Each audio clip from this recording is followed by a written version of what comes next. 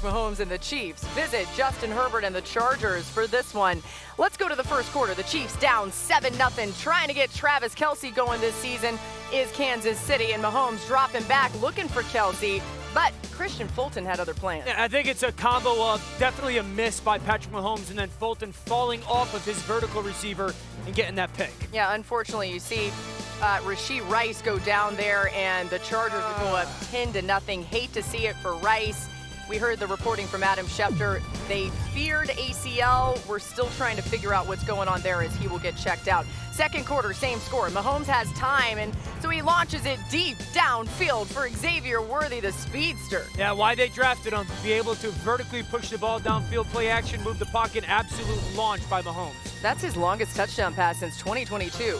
Late in the fourth quarter, the Chiefs are driving. It's tied at 10. Kareem Hunt gets the toss, barreling his way for the first down. How does Kareem Hunt just step in and seamlessly impact this football team? Samaje Perine finding a way to get into the end zone for a late touchdown. You see the time winding down there, and 17-10 Chiefs. Chargers looking to respond next. Herbert dropping back, but Chris Jones gets a sack. This defense in Kansas City comes up with massive play all the time. It just never fails. The embrace with Mahomes and Herbert at the end of the game. Two of the most exciting players in the league, of course. But with Rashee Rice going down, Travis Kelce was back to being Mahomes' top option. He led the team in targets, receptions, receiving yards, and yards after catch. And his 89 receiving yards were 20 more than he had in the first 3 weeks combined. 6 of his 7 catches came after Rice left the game. Marcus, what worked well for Kelce yesterday?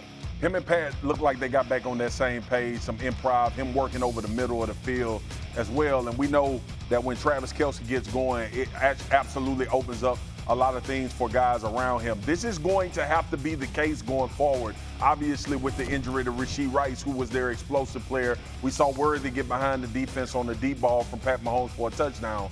But Travis Kelce is going to have to ascend in this offense. There's no more just being at the game and laying around. He's going to have to be the integral part and open things up for everybody else around. But Adam, as we showed you, the Rashee Rice injury is certainly something that Kansas City is trying to figure out now. What's the latest there? Well, Laura, here's what we know right now. We do know that Rashee Rice is going to miss an extended period of time. We do not yet know that ACL is torn. He's continuing to go through testing, and there has not yet been confirmation that it is torn, as the Chiefs feared in the post-game locker room after they beat the Chargers. Again, it's going to be a bad knee injury, but they're hoping that it's not as bad as they feared. He's still going through the testing, and once we have word, we'll bring it to you as soon as we have it, Laura.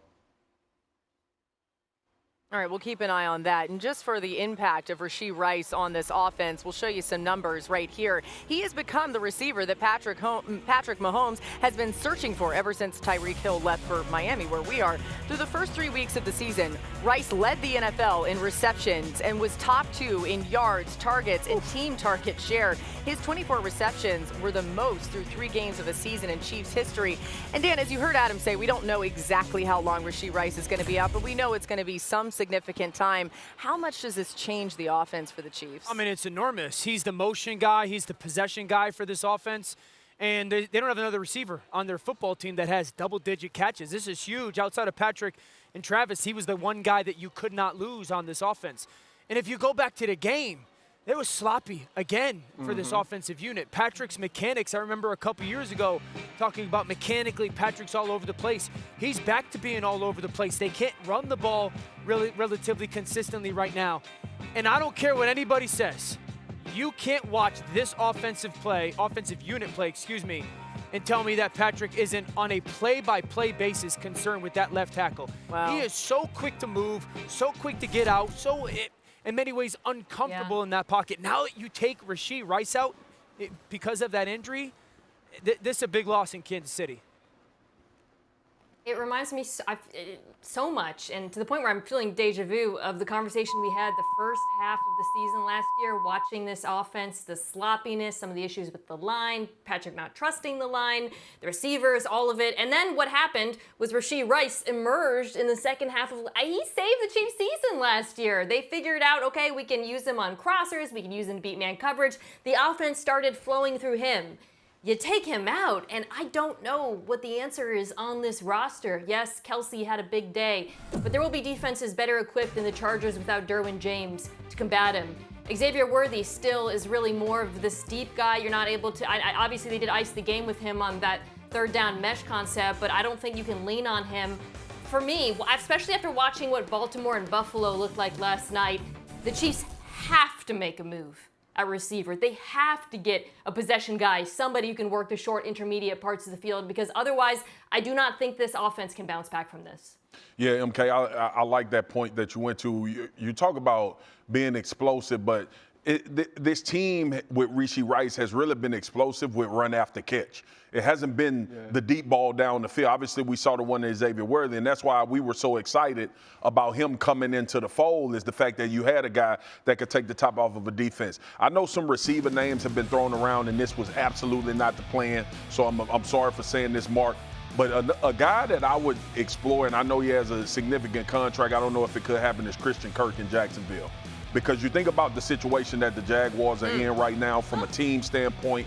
With their record, it looks like some things need to change. Yeah. So he would be a guy that I would call on. I think him and Pat would be a match made in heaven, and he could do some of those things that we've seen with Rashee Rice. That's actually a perfect match when you think about what you want to do with this team and the way that Patrick has loved to work in between the numbers, which is where we saw Rashee Rice do a ton of his work. I'm glad Mina brought up the mesh pattern late in the game from Xavier Worthy. If you go back to Texas, he was a wide receiver that did a ton. He wasn't just used as a deep ball wideout. And so if you can get him in some of those catch and run situations where he can get defenders behind him, I believe he can create some big plays. But it's also going to be about Travis Kelce. And as we saw down the stretch, Noah Gray, as we also saw Kareem Hunt getting the football, Samaje Perine. There's going to be so many players that are going to have to step up, but we know that Travis Kelce is going to become one of those guys. It's like anything else, right? Like if your mom comes home and she's trying to make you eat healthy, but she had a long day at work and she's tired,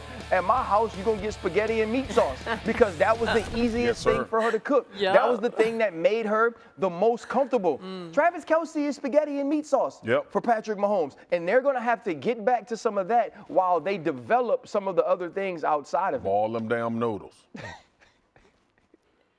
Man, shout out to all the mamas out there trying to make meals after they've had a really long day. Also, a reminder, the trade deadline, November 5th. So if we're keeping an eye on all of that. And